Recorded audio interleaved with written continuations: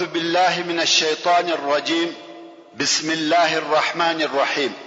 إن الحمد لله نحمده ونستعينه ونستغفره ونعوذ بالله من شرور أنفسنا وسيئات أعمالنا. من يهده الله فلا مضل له ومن يضلل فلا هادي له. وأشهد أن لا إله إلا الله وحده لا شريك له وأشهد أن محمدا عبده ورسوله صلى الله عليه وآله وصحبه وسلم تسليما كثيرا. أما بعد، محترم ورونو، مجد احد غزا بیانول او قصه دې ځای ته رسیدلې وه چې رسول الله صلی الله علیه و آله وسلم او اسلامي لشکر پس له هغه څخه چې شپه د احد او مدینه منورې په مابین کې تیر کړه، د شنبه د ورځې په سهار د احد و طرف ته رهي سوه او داسې ځای ته ورسېده چې دوی کفار ویني او کفار دوی ویني. په دغه وخت کې عبد الله ابن ابي منافق او د ملګری 300 نفر د مسلمانانو د لشکر څخه جلاس و او د مدینه منورې و طرف ته رهي سوه چې د دوی دغه عمل په سبب د واقعي مسلمانانو دوی نوري ډلې هم ضعیفه سوې او د تګ اراده یې وکړه. خو بیا هم د الله عز وجل په مهرباني بیرته پاتې سوې. په دغه وخت کې عبد الله ابن حرام رضی الله تعالی عنه چې د جابر ابن عبد الله پلار دی په منافقانو پسیسو او کوشش کوي چې دغه منافقان په دغه باریک وخت کې وخپلي واجب وظیفه ته متوجي کی او راوي ګرځوي. ورته وایي داسې مکوي، راسي فی سبیل الله جنگ وکي یا اقلن د خپل ځانو څخه دفاع وکي. منافقان ویل کومش په دې پوسو چې خامخا جنگ پیښیږي نو موږ نتلو، ستاسو په ملګرتیا مو جنگ کاوه.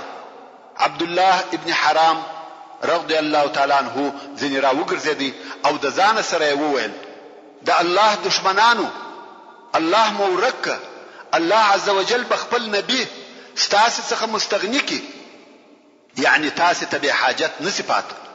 د دغه منافقینو په باره کې د سوره آل عمران 108 نمبر آیات نازل سو چې رب عز وجل فرمایي وليعلم الذين نافقوا وقيل لهم تعالوا قاتلوا في سبيل الله او ادفعوا. یعنی د دې د پاره چې الله عز وجل هغه کسان ښکارا او معلوم کی چې نفاق یې کړی وو یا منافقان سوي وو او دغه تلونکو منافقانو ته وویل سو چې احد ته راځي د الله عز وجل په لار کې د کفارو سره جنگ وکړي یا لږ تر لږه د دشمن څخه د خپل ځانو، خپل مالو او خپل کورو دفاع وکړي. قالوا لو نعلم قتالا لاتبعناكم. نو دغه منافقانو وویل کومش په جنگ پوهېدلای خامخا به مو ستاسو متابعت کړی وای. دغه تلاوت شوی آیات شریف څخه چې د منافقانو قول دی 3 قسمه مطلب اخیستل کېدلای شي. اول دا چې دوی وایي اصلا جنگ نه پیښیږي، دا فقط یو اوازه ده، جنگ نشته. کومش په دې پوسو چې جنگ کیږي نو خامخا ستاسو سره ملګری کېدو. دوهم دا چې کچيري یو منظم او پر قانون موافق جنگ وای نو موږ به خامخا ستاسو سره پاتې سوي وای. مګر اوس د یو طرفه 3000 منظم لشکر دی او د بل طرفه فقط 1000 نفر به وسلې او اسلحه در بدر مسلمانان دي.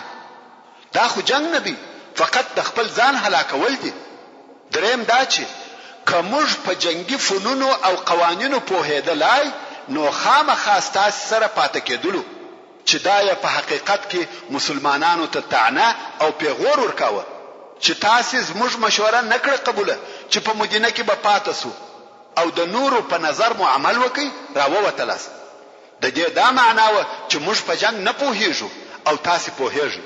نو موږ نه پوهان د چی د پاره د خپل ځانو سره بیا یاست. مقصد دا چې منافقانو د درواغو په بهانو او پلمو خپل ځانونه د جنگ څخه وکشه او لاړ.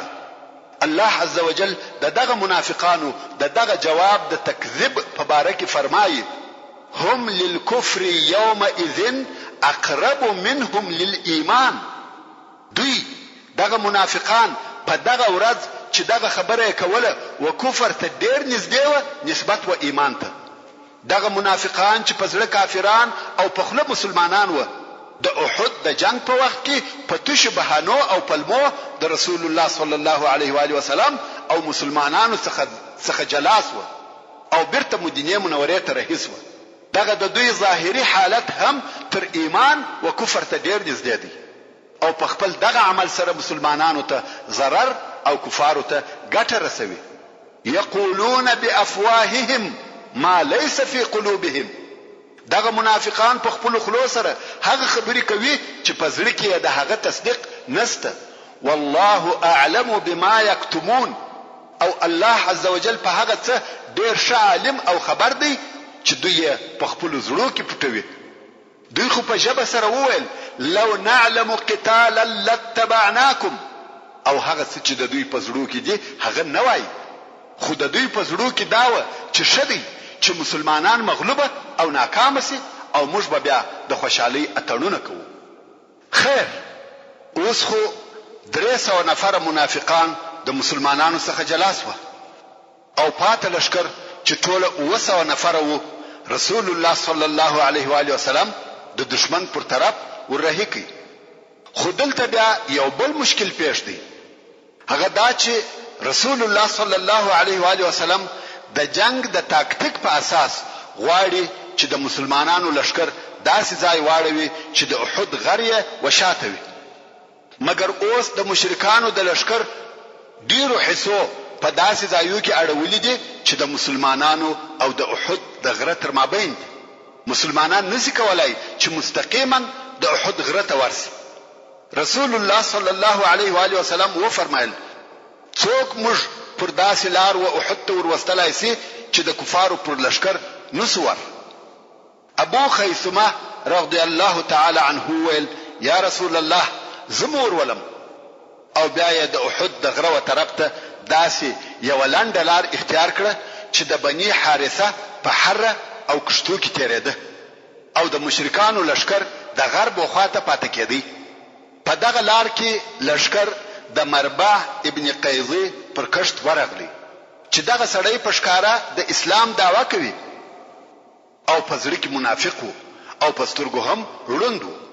کوم وخت چې مرباح ابن قیظی پوسو چې لشکر زما په کشت کې تیریږي نو د لشکر په مخ کې ودرېدی او د مسلمانانو پر مخانو خاورې ورپاشي او رسول الله صلی الله علیه و آله وسلم ته وایي کته رسول الله یې تا ته دا اجازه نه درکوم چې زما په کشت کې تیر سي.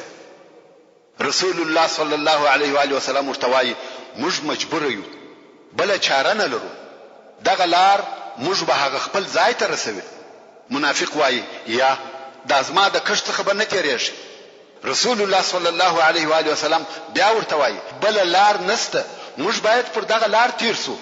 خو سړی ممانعت کوي حتی ورسول الله صلی الله علیه و آله وسلم ته بے ادب خبرې کوي. مسلمانان ورته مخسوه چې دغه منافق ووجني. رسول الله صلی الله علیه و آله وسلم و فرمایل پرېږدي دا ړوند د سترګو او ړوند د زړه دی او په کشت کې تیر سي. نو مسلمانان په کشت کې تیریږي او دی ورسول الله صلی الله علیه و آله وسلم او مسلمانانو ته بد وایي. خیر، رسول الله صلی الله علیه و آله وسلم او مسلمانان د احد وغره ته ورسېدل او هلته په داسې یو ځای کې واړول چې د لشکر مخ د مدینه منورې و طرف ته وو او شایه د احد د غره ولوړو لاشو ته وو چې په دې ډول سره د کفارو لشکر د مسلمانانو او مدینه منورې په مابین کې وو. په دغه ځای کې رسول الله صلی الله علیه و آله وسلم خپل لشکر جوړ او منظم کړ. د جنگ د پاره قطار قطار ودرول. مګر د رسول الله صلی الله علیه و آله وسلم فکر په یو شی باندې او د هغه څخه تشویش لري. هغه دا چې کوم وخت چې جنگ شروع سي د مسلمانانو شاو غرته ده د شاده طرفه څوک حمله نسی پر کولای مګر هلته د دوی و جنوبي طرف ته یو کوچنی غرسته ممکن د دغه غره د طرفه څخه د دشمن دخوا یو څوک راسي. د جنگ په وخت کې به د مسلمانانو فکر او توجه د مخ و طرف ته وي، شاته به څوک نوی متوجه او که دشمن دغه کوچنی غره تر شا راتیر سي نو به د مسلمانانو تر شا وي. او بل دا چې د جنگ میدان هم تر دغه کوچنی غره لاندې دی. که څوک پر دغه غره لوړ وي د جنگ میدان ټوله تر لاندې کیږي او په غشو یې وشتلای شي. نو د رسول الله صلی الله علیه و آله وسلم فکر په دغه کوچنی غره بند وو. خو دغه لارې د بندولو د پاره رسول الله صلی الله علیه و آله وسلم د ماهره غشو وشتونکو یو ټولي انتخاب کړ چې د 500 نفرو په شاوخوا کې و. او دغه ټولي مشر عبد الله ابن جبیر ابن نعمان الانصاري الاوسي البدري رضی الله تعالی عنه مقرره کړ چې دغه غره ته په ورسته کې د جبل الرمات یعنی د وشتونکو غر په نامه سره ویل کېده. او ویل کېږي چې دغه غر د مسلمانانو د لشکر د جنوب شرق و طرف ته واقع و او تقریبا 150 متره د مسلمانانو د لشکر د موقعیت څخه لري و. ورونو زه ولې دغه ځایونه په داسې تفصیل سره درشم؟ دا د دې لپاره کوم یو وخت د مدینه منورې زیارت په نصیب سو او د احد و شهیدانو او غره ته ورغلاست د شهیدانو قبرونه دغه غر او میدان جنگ به ټول وویني. نو رسول الله صلی الله علیه و آله وسلم دغه غشوشتون کې امر کړ چې دغه غره پر سر بناست یاست او ستاسو وظیفه دوه شی دي. فقط دغه دوه کار وکوي. اول هر څوک چې وغواړي چې دغه لارې څخه میدان جنگ ته ورسي هغه به نه پرېږدي چې د شاده طرفه پر موږ راسي په غوښه ولي. که موږ کامیاب وو که ناکامه تاسو به پر خپل ځای ثابت ولاړ یاست چې تاسو د طرفه څخه څوک را نسی. کوم ولیده چې موږ وژل کیږو بیا هم زموږ کومک مکوي او کوم ولیده چې موږ غنیمتونه ټولو بیا هم په هغه کار کې زموږ سره ګډون او اشتراک مکوي. او بل دا چې دغه لوري څخه به په میدان جنگ کې پر کفارو د غشو وارونه کوي ځکه دغه 50 نفره هغه شويشتون کې و. نو د رسول الله صلی الله علیه و آله وسلم اوامر و دغه 500 نفرو ته واضحه او روښانه و چې تاسو وظیفه ده کوم کامیاب هم سو تاسو به تر هغه خپل ځای نه پرېږدئ چې ما امر درته راځي او کوم غنیمتونه ټولول تاسو به په دغه کار کې زموږ ملګرتیا نه کوي او کوم مات سو شکست مو خوري بیا به هم تاسو زموږ د کومک د پاره خپل ځای نه پرېږدئ. نه به زموږ په کامیابی او نه به زموږ په شکست کې خپل وظیفه پرېږدئ. دغه امر یې و دغه 500 نفرو ته په تکرار سره ووایي چې تاسو وظیفه دغه ده. امر واضح او صریح دی. تاسو ته د خپل ځای څخه بیل زما د امر څخه بل په هر سبب حرکت کول منع دي. دغه نفرو هم دغه امرونه په دغه وضاحت سره واورېده او قبول یې کړ. نو د غره پر سر دغه ډلې په تعینولو او کښنولو سره او په دغه شدید اوامر سره رسول الله صلی الله علیه و آله وسلم هغه یوازنی لار چې ممکن د هغه طرفه څخه د مشرکانو د اسانو د سپرو ډله د شاده طرفه د مسلمانانو وصفو ته ورسي او پر مسلمانانو را وګرځي بند کړ. پاتې سو د مسلمانانو نور لشکر.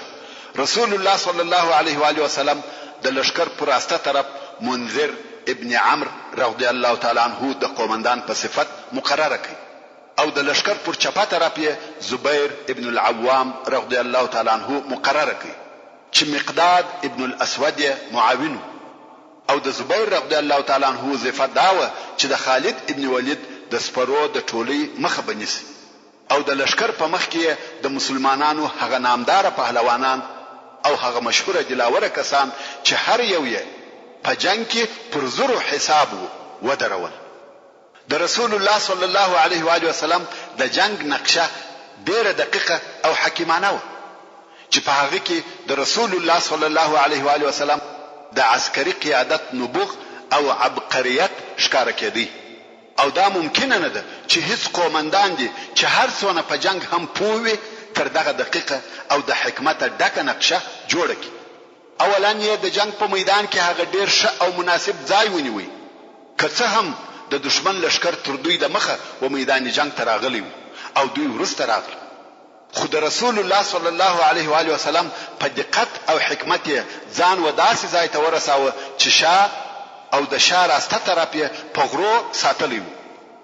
په چپه طرف او د چپه طرف په شا کې چې کومه خالیګاه موجوده و او د دې امکان وو چې دشمن دې دغه طرف څخه راسي، هغه دغه 500 نفرو غشوشتونکو په ذریعہ وساتل او د خپل لشکر د پاره داسې یو لوړه اختیار کړه چې لشکر شکست هم وخوري و تیښتې ته نه مجبور کیږي، چې بیا یې دشمنان ونیسي او بندیان یې کړي، او که بیا چیرې دشمن وغواړي چې ودغه لوړې ته پسې ورخیږي ډېر ځاني تلفات به ورکوي او دشمن یې ودې ته مجبور کړي چې د خپل لشکر د اړولو لپاره کښته ځای ونیسي، چې په نتیجه کې دشمن کامیاب هم سي، د فتح او نصرت فائدې او ثمرې لاس ته نشي راوړلای.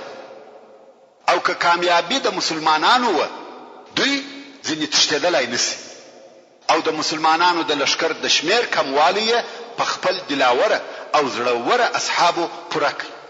نو د نبوي لشکر تیاری او آمادګي د احد د جنگ د پاره د هجرت په 3م کال د شوال د میاشتې په 9م تاریخ د شنبه د ورځې په سهار په دغه ذکر شوی ترتیب سره ونیول شو. رسول الله صلی الله علیه و آله وسلم چې دوی زغری سر پر سر سره اغوستوي د لشکر په مابین کې ودرېدي او ویل تر هغه به په جنگ شروع نکوي چې ما نه امر کړی، او اوس خپل اصحاب و جنگ ته په قسم قسم طریقو تشویقوي او دلاوره کوي. ویل که تاسو په جنگ کې صبر وکړئ او ثابته پاتې سئ، ستاسو د کومک د پاره به ملائکه راسي، ځکه الله عزوجل په 300 ملائکو وعده ورسره کړو. د بدر په غزا کې الله عزوجل زر ملائکه راولېږي او اوس یې په 300 بلکې تر هغه هم زیاتې وعده ورسره کړې ده، په دې شرط چې مسلمانان په جنگ کې صبر وکړي او ثابت ودرېږي. الله عزوجل د سورة آل عمران په 123 نمبر او رستنوي آیاتو کې فرمایي: اذ تقولوا للمؤمنين ألن يكفيكم أن يمدكم ربكم ب3,000 من الملائكة منزلين. يعني كم وقت تا مؤمنانو تویل چې آیا ستاسو د پاره دا بس او کافی نه ده چې ستاسو رب ستاسو سره په 300 ملکو چې د اسمان څخه را لېږل شوي وي کومک وکړي؟ بلا ان تصبروا وتتقوا ويأتوكم من فورهم هذا يمددكم ربكم ب5,000 من الملائكة مسومين. هو کتاس صبر وکي او د الله جل جلاله څخه وبېریږي، دغه 3,000 ملائکه مو بس او ستاسو د کومک د پاره کافی دي. او که مشرکان پر تاسو په ناڅاپه ډول راسي، ستاسو سره به ستاسو رب په 15,000 علامه لرونکو ملائکو کومک او مرسته وکي. هلته داسې اوازه نشر او خبرس و چې کرز ابن جابر د لوی لشکره سره د کفارو د کومک د پاره را رهیدي. نو الله عزوجل د مسلمانانو د اطمینان د پاره و فرمایل چې 3 نه بلکې 15,000 ملائکه به تاسو د کومک د پاره درولېږم.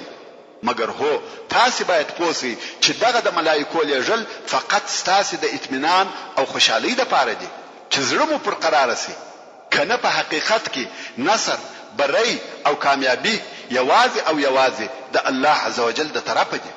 نو ځکه الله عزوجل په فرمایي وما جعله الله الا بشرى لكم ولتطمئن قلوبكم به. او الله عزوجل ندی ګرځولي دغه مرسته او مدد مگر ستاسو د خوشحالي لپاره او د دې لپاره چې ستاسو زړونه تسکین او اطمینان پیدا کړي. وما النصر الا من عند الله العزيز الحكيم. او نه د مرسته مدد نصرت کامیابی مگر د طرفه د الله هغه چې ډیر قوي او غالب دی، او هغه الله چې هر کار په حکمت او مصلحت سره کوي. ورونو یو شی چې د یادونې وړ دی هغه دا چې ځینې علماي کرام او مفسرین وایي چې دغه آیاتونه د احد په ورځ نازل شوي دي، او ځینې وایي چې د بدر په ورځ نازل شوي دي. څرنګه چې ما د بدر په غزا کې دغه آیاتونه نو ذکر کړي، نو دلته می ذکر او بیان کړ. نو رسول الله صلی الله علیه و آله وسلم د احد په ورځ مسلمانانو ته دا زیری هم ورکړي کوم صبر وکي او ثابت پاتې سواست، لکه څنګه چې په بدر کې ستاسو د کومک د پاره ملائکه راکښته شوه، دلته به هم ستاسې د کومک دپاره درته راسي، مګر هو صبر پکار دی. رسول الله صلی الله علیه و آله وسلم خپل اصحاب و صبر ته تشویقوي او فرمایي د دشمن سره د مخامخ کېدو په وخت کې ټینګ او ثابت ودرېږي، ځکه تاسې ته معلومه ده چې د مسلمانانو شمیر 900 نفر دي او کفار 3000 نفر دي. نو رسول الله صلی الله علیه و آله وسلم خپل توره پورته کړه، ویل څوک دغه زما توره د هغې په حق اخلي. د رسول الله صلی الله علیه و آله وسلم اکا حمزه رضی الله تعالی عنہ ولاړ سو، ویل یا رسول الله زه اخلم. رسول الله صلی الله علیه و آله وسلم ځنې راایسته کړه، ور یې نه کړ. حمزه رضی الله تعالی عنہ کښېنستی. رسول الله صلی الله علیه و آله وسلم بیا توره پورته کړه او وی شورول، ویل څوک د ازما توره د دې په حق اخلي. علي ابن ابي طالب رضی الله تعالی عنہ ولاړ سو، ویل زه غواړم یا رسول الله. رسول الله صلی الله علیه و آله وسلم لاس راټول کړي، توره نه کړه ور. علي رضی الله تعالی عنہ هم کښېنستی. رسول الله صلی الله علیه و آله وسلم بیا و فرمایل څوک دغه توره د دې په حق اخلي. د رسول الله صلی الله علیه و آله وسلم د عمزوی زبیر ابن العوام رضی الله تعالی عنہ ولاړ سو، ویل زه غواړم یا رسول الله. بیا هم رسول الله صلی الله علیه و آله وسلم لاس راټول کړي او توره ور نه کړه. زبیر رضی الله تعالی عنہ هم کښېنستی. رسول الله صلی الله علیه و آله وسلم بیا و فرمایل څوک دغه توره د دې په حق اخلي. مقداد رضی الله تعالی عنہ ولاړ سو، ویل زه یا رسول الله. ورونو دغه نفر چې تر اوسه د تورې اخیستلو د پاره ولاړ سوي دي ټول د مسلمانانو هغه مشهوره شجاع دلاوره او تکړه جنگي پهلوانان او قهرمانان دي. په نور ټول مسلمانانو کې یا خو د دوی په مثل نسته او کوي ډیر به کم وي. ته فکر وکړه د عمر فاروق رضی الله تعالی عنہ په خلافت کې چې دا بیا په ورسته کې وو، کم وخت چې حضرت عمر فاروق رضی الله تعالی عنہ په مصر کې و عمرو ابن العاص رضی الله تعالی عنہ ته کومک ورلېږي، عمر فاروق رضی الله تعالی عنہ ورته لیکلی و ما 8000 نفر ستاسو د کومک د پاره درولېږل. حال دا چې د لشکر شمیر 4000 نفر وو. نو بیا په خپل حضرت عمر رضی الله تعالی عنہ دا واضح کړه چې هو د دغه لشکر سره چې 4000 نفر دي 4 نفر قومندانان ورسره دي چې هر یو یې ماته پر 0 نفر حساب دي، چې په هغه 4 نفرو کې یو زبیر ابن العوام رضی الله تعالی عنہ او بل مقداد رضی الله تعالی عنہ، چې دغه نفر هر یو یې پر 0 نفر حساب و. دا د دغه نفرو جنگي طاقت او مهارت. مګر رسول الله صلی الله علیه و آله وسلم خپل توره و دغه نفرو تور نکړه، او که رسول الله صلی الله علیه و آله وسلم توره دغه نفر و نخلی نو به څوک اخلي. خو بیا هم رسول الله صلی الله علیه و آله وسلم خپل توره د 15 وار د پاره پورته کړه او وی فرمایل څوک دغه توره د هغه په حق اخلي. ابو دجانه الانصاری رضی الله تعالی عنہ چې نوم یې سماک ابن خرشدی ولاړ سو، ویل یا رسول الله دغه توري حق څه شدی. اصلا رسول الله صلی الله علیه و آله وسلم دغه پښتنې انتظار کاوه. تر اوسه چا پښتنه نه د زدي کړي چې حق یې څه شدی. هر یو بل پښتنې ویل چې زه غواړم. رسول الله صلی الله علیه و آله وسلم و فرمایل د دې توري حق دادی چې دونه وهل به پکوي ترڅو چې کژیږي، یعنی په دې توره به دونه کفار وهي چې د ډیر وهلو څخه توره کژه. ابو دجانه الانصاری رضی الله تعالی عنہ ویل یا رسول الله زه د دې په حق سره اخلم. رسول الله صلی الله علیه و آله وسلم توره و ابو دجانه رضی الله تعالی عنہ ته ورکړه. ابو دجانه رضی الله تعالی عنہ تر اندازې زیات خوشاله سو، ځکه دا هغه توره ده چې ډیرو لوی پهلوانانو و نخسته او اوس د په نصیب سو، او په دغه کار سره د درجه او مقام لوړ او ښکارا سو. ابو دجانه رضی الله تعالی عنہ هغه توره واخسته چې هغه 4 جنگي قهرمانان د هغه په اخیستلو نسو موافق او اوس د په نصیب سو. ابو دجانه رضی الله تعالی عنہ چې په خپل هم شجاع او دلاوره جنگي پهلوان وو، د جنگ په وخت او میدان کې به په کبر او غرور ناز او نخرو تکاوه او د یو سر دسمال درلودي. کم وخت چې به دغه دسمال پر سر وتړي خلق به پوس و چې د مرګ تر وخته جنگ کوي، یعنی به له مرګ د میدان جنگ څخه نه وځي. اوس چې د رسول الله صلی الله علیه و آله وسلم تر واخسته، هغه سر دسمال د جیب څخه راوېستي او پر سر یې وتړي او د دوه لشکرو په مابین کې په فخر او غرور سره تک کوي. یوې خوا او بلې خوا ته کږیږي، تر پورته کښته کوي، په خلقو یې ویني. رسول الله صلی الله علیه و آله وسلم ومثل او وی فرمایل دغه تک داسې تک دی چې د الله او رسول الله صلی الله علیه و آله وسلم نه دی خوښ بل دغه ځای څخه، یعنی که فخر پر کفارو یې پروا نه کوي، بل نو په هر ځای او هر وخت کې الله او رسول الله فخر او غرور نه خوښوي. دا خو د مسلمانانو د لشکر حالو. هلته مشرکانو خپل لشکر د پخواني جنگو پر نظام موافق جوړاوه.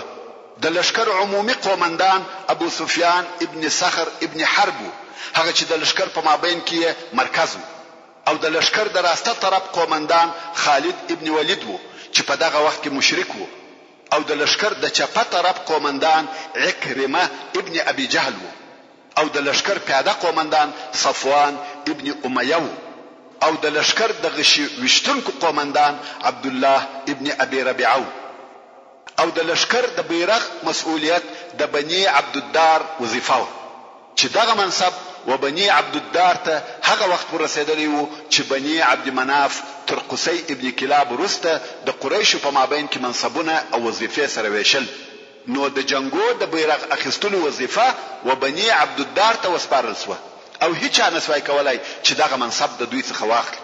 دا کار لکه سقایا او رفاده، یعنی حاجانو ته اوبه او ډوډۍ ورکول، لکه د کعبه شریفې پوښول او داسې نور کارونه چې ویشل شوي وو. د بني عبد الدار میراثي وظیفه وه. نو ابو سفیان چې د لشکر عمومي قومندان وو، د دې دپاره چې د دوی احساسات وپاروي ورته وویل یا بني عبد الدار، د بدر په ورځ بیرغ ستاسې سره وو او موږ ته هغه راپېښ شوه چې راپېښ شوه. خلق بیرغ ته ګوري، که بیرغ ولوېدی لشکر مات شو، نو یا به نن د بیرغ پوره ساتنه کوي یا یې موږ ته راپرېږدي چې موږ یې ساتنه وکړو. ابو سفیان په خپل مقصد کې کامیاب شو. بني عبد الدار د ده په خبرو په قهر او غضب شو، ویل موږ خپل بیرغ و تا ته در تسلیم کو، ته به ووینې چې د جنگ په وخت کې موږ څه کارونه کوو.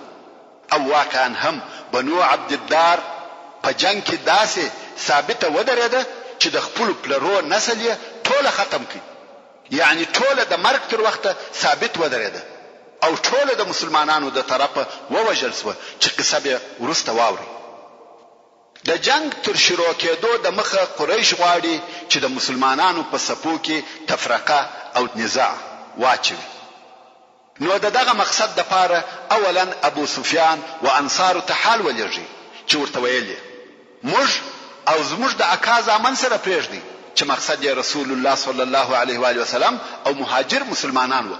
نو ویل موږ او زموږ د اکا زامن سره پرېږدي، د هغو سره تر جنگ کولو وروسته موږ درڅخه ځو، موږ ستاسې د جنگ دپاره نه یو راغلي.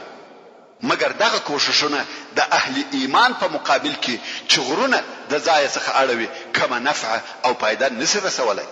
د انصارو د طرفه په جواب کې داسې خبرې ورته وسوې چې کفار د هغو خبرو په اوریدلو هیڅ کله نه و خوښ. اوس چې د جنگ وخت نور هم نږدې سو، دوه لښکره مخ په مخ سره ودرېده. قریشو بیا هم د مسلمانانو د تفرقه او اختلاف دپاره یو بل نقشه جوړ کړه. هغه دا چې د مشرکانو یو بل خائن نوکر چې ابو عامر الفاسق ورته ویل کېده، چې دغه سړي اصلي نوم عبد عمر ابن صیفی او پر راهب سره مشهور وو، خو رسول الله صلی الله علیه و آله وسلم د راهب پر ځای فاسق وباله. دغه سړی د جاهلیت په وختو کې د اوس او خزرج و قبیلو ته ډیر محترم وو او په ښه سترګه ورته کتل.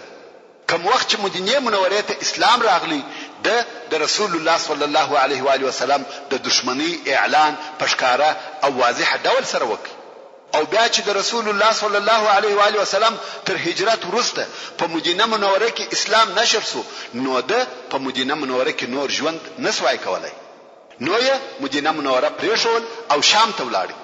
کوم وخت چې واورېد چې کفار د مسلمانانو د جنگ لپاره تیاری نیسي نو دی هم راغلی او د کفارو په لشکر کې شامل او داخل سو. نور هم کفار د رسول الله صلی الله علیه و آله وسلم و جنگ ته تشویقوي او مشرکانو ته ویل کزما قوم ما وویني خامخا زما متابعت کوي او زما ملګری کیږي. نو اوس دغه سړی یعنی ابو عامر الفاسق دوه حبشي مریانو سره و میدان جنگ ته ورووتی او په لوړ आवाज یې خپل قوم ته ورناري کړ یا معشر الاوس ز ابو عامر یم ستاسي او د محمد سره څه ما تراسي ز ستاسي مشر او سردار یم. د اوس او خزرج قبيلو په جواب کې ورته ویل چپسه اې د الله دشمنه الله د تا په موږ نه ویني. د او نور کفارو هیڅ دا فکر نه کاوه چې د قوم دی وده ته داسې سخت جواب ورکړي ځکه دی په دوی کې د لوړ مقام خاوند وو او هغه اوس داسې سخت جواب ورکړي. نو ابو عامر وویل والله زما قوم ته تر ما ورسته شر پیښ شوی دی. ویل پتاسې څه شوی دی ما نه قبلوي. خیر ابو عامر د کفارو په لشکر کې پاتې سو او په دغه طریقه سره د مسلمانانو د تفرقې لپاره د مشرکانو دوهمه نقشه هم ناکامه سو او د کفارو دغه د تفرقې اچولو کوششونه پر دې دلالت کوي چې دوی د مسلمانانو څخه بیریده. که څه هم کفار ډېر او په اسلحه مجهزه و بیا هم دغه لږو مسلمانانو بیره او هیبت پر دوی غالب وو او غواړي چې دغه لږ مسلمانان هم سره وپاشي. ابو عامر الفاسق تر جنگ د مخه یو بل کار هم کړی وو. هغه دا چې په میدان جنگ کې لوی لوی غارونه د دې لپاره وکیندل چې د جنگ په وخت کې مسلمانان ورولويږي او تاسو ته معلومه ده که څوک و یو غار یا کندې ته ولويږي هغه په اسانه سره وژل کیږي. نو ابو عامر څو نفر هم د ځان ملګری کړي وو او غارونه کیندي د پاره د دې چې مسلمانانو ورولويږي. قریش هم هل تخپل لشکر و جنگ ته تشویقوي مګر د هغو تشویق داسې نه دی لکه د مسلمانانو چې رسول الله صلی الله علیه و آله وسلم د ملائکو په نزول زیری ورکوي او یا داسې نور د تشویق او ترغیب کارونه. د کفارو د تشویق د پاره فقط شذي وي. اوس د مشرکانو شذي چې مشره د ابو سفیان زوجه هند بنت عتبه ده په جنگ کې د ګډون او اشتراک خپل حصہ اخلي. د لشکر د صفو او قطارو په مابین کې دریه پلاس ګرځي دریه وهي او د جنگیالیو د احساساتو د پارولو د پاره بیتونه او اشعار وایي. په غزلو کې به داسې اشعار ورته ویل که کامیاب اسواست موږ به محبت در سره کوو کور بچي به درته اوارو بالشتان به درته یژدو موږ به در سره لاس تر غاړه یو او داسې نوري به حیا خبري او کنا کام اسواست دشمن ته مشاو ګرځول نه تاسو زموږ یاست نه موږ ستاسي. دا د قریشو د تشویق طریقه و. د مخه تر جنگ د مشرکانو څخه یو نفر چې نوم یې جبیر ابن مطعم و یو حبشي مریی درلودي چې د مریی نوم یې وحشي ابن حرب و. دغه وحشي په نیزه وشتلو کې ډیر ماهر و. په نیزه داسې وشتل کول چې هیڅ واره نه خطا کېدی.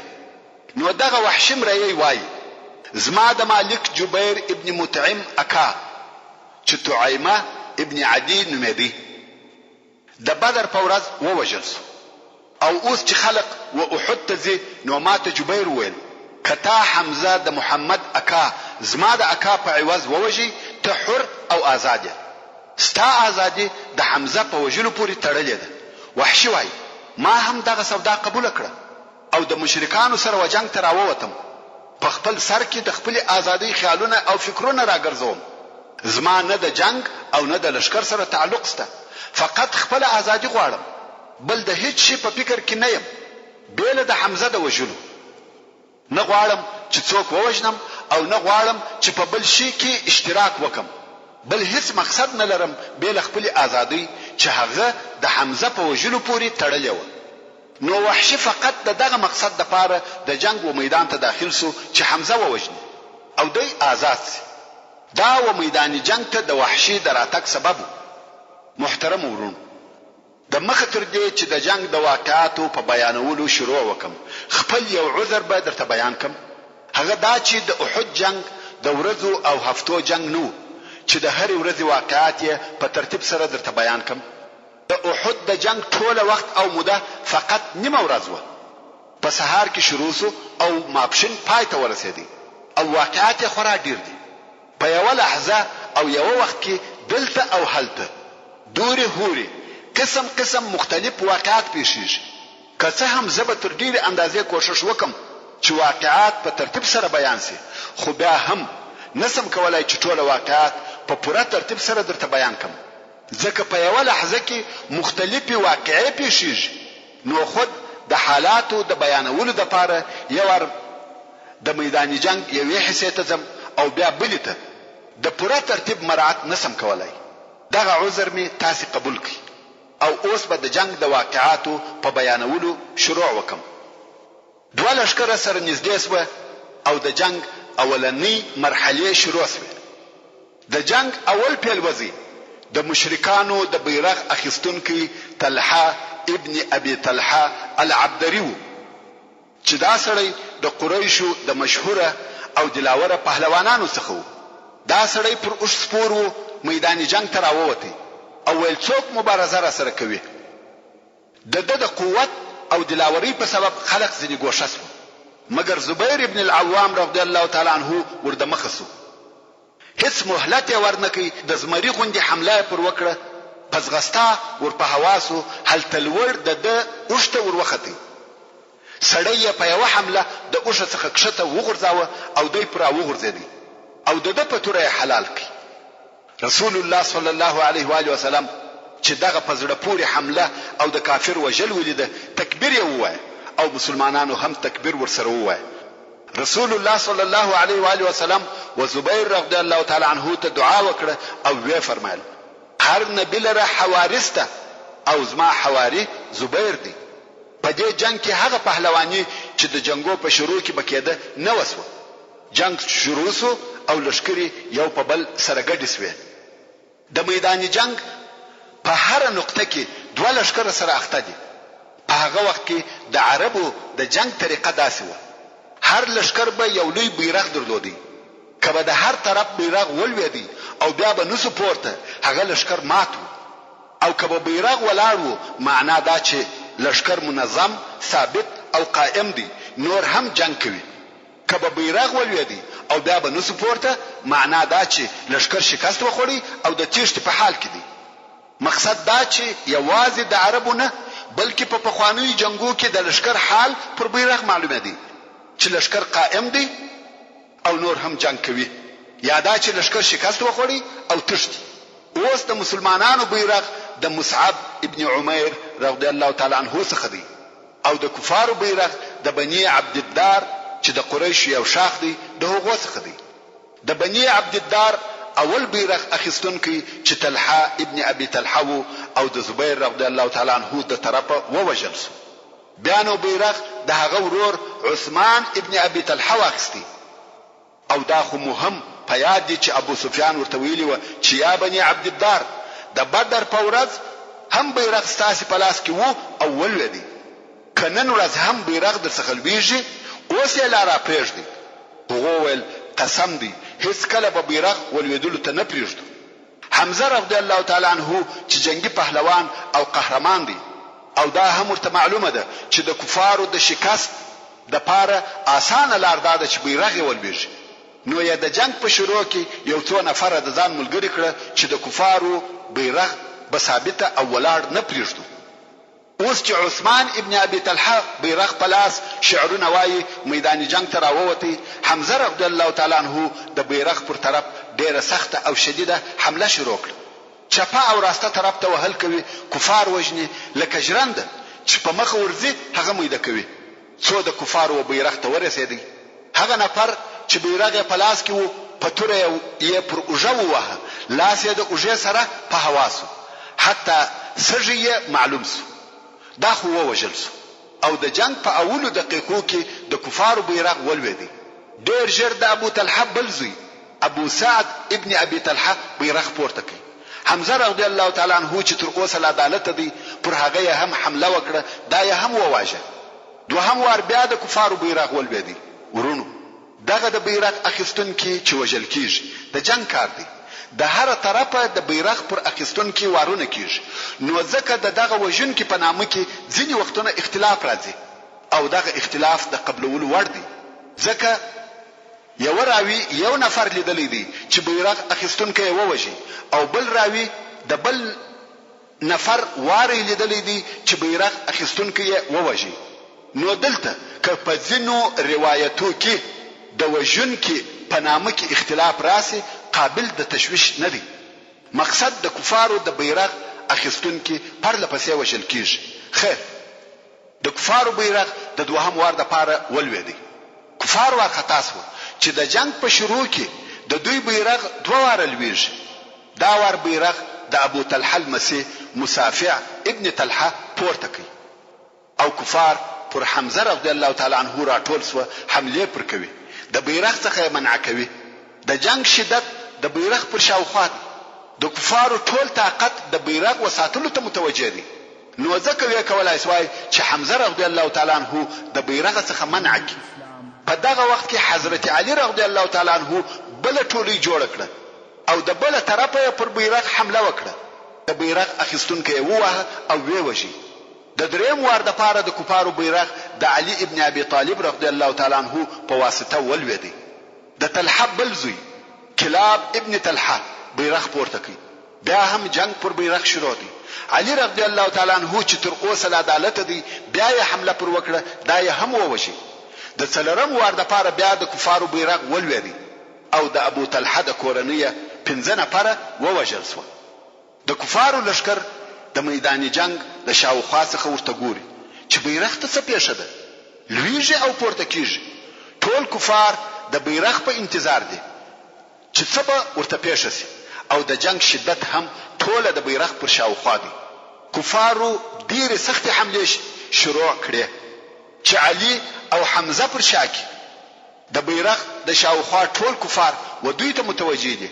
هلته د طلحه بل زوی چې جلاس ابن طلحه نومې دی بیرغ پورته کوي.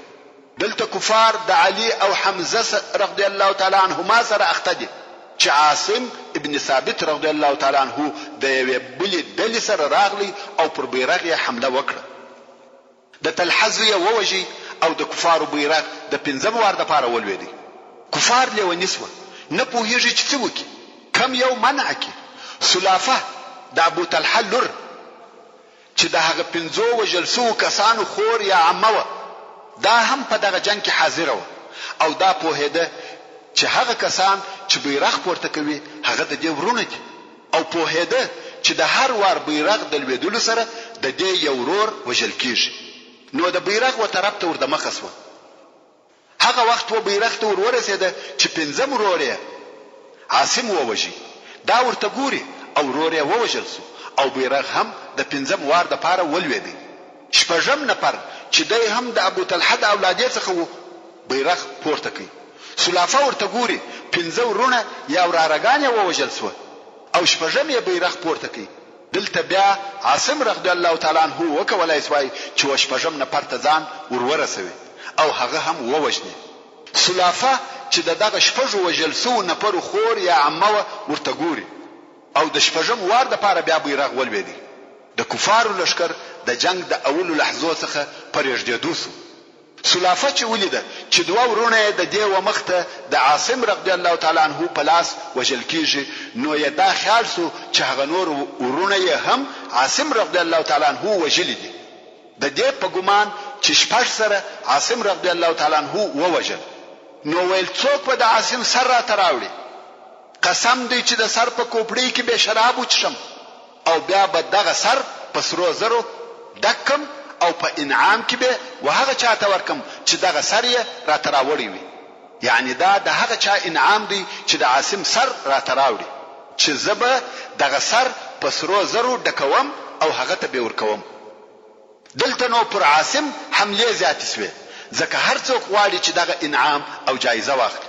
خو عاصم رضی الله تعالی عنہ چې وهري خواته مخ کې وهل او وجل کوي. د کفارو بیرغ پر مځکه پروت دی. تر اوسه پورې 6 نفره د بیرغ اخیستونکي د یوې کورنۍ څخه چې د ابو طلحه چې نوم یې عبد الله ابن عثمان ابن عبد الدار کورنۍ ده وژل شوي دي. په دغه وخت کې د کفارو څخه یو نفر چې د ابو طلحه د کورنۍ څخه نه و مګر د بني عبد الدار څخه و بیرغ ته ځان ورساوه او د اوم وار د پاره یې بیرغ پورته کړ. دا نفر د علي ابن ابي طالب رضی الله تعالی عنه د طرفه ووژل شو. یا په بل روایت حمزه ابن عبد المطلب رضی الله تعالی عنه ووژل. د کفارو بیرغ شریح ابن قارض پورته کړ.